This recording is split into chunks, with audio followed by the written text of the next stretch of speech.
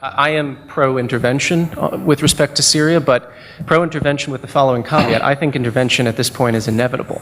I don't see how this regime, although its fall might be construed as inevitable, that's certainly what the White House has been saying, it could still very well carry on for at least a year, if not more. Can you define for us what you mean by intervention? I believe in the sort of safe zone scenario for Syria, one that is being now mooted by the Turkish government, which has been threatened to be imposed by the Turkish government since last June.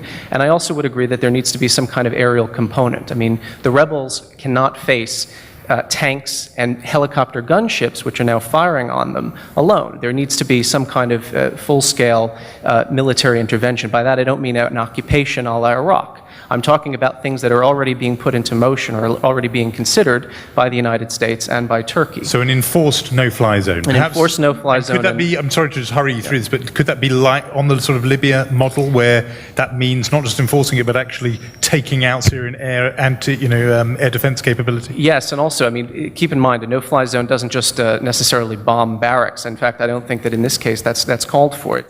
It would also target the placement of heavy artillery, tanks. It would also control the M1 highway, which is the main ground transport throughout all of Syria. You can't really conduct this kind of ground campaign against the rebels if you can't operate on the main thoroughfares of the country. So yes, it would be similar to a Libya-style intervention, but not exact, of course. The two countries are vastly different in many ways. Nadim, you're shaking your head. This is disastrous option. If this option goes, you don't know what the capabilities of the Syrian army. We're talking about one of the mightiest armies in the Middle East.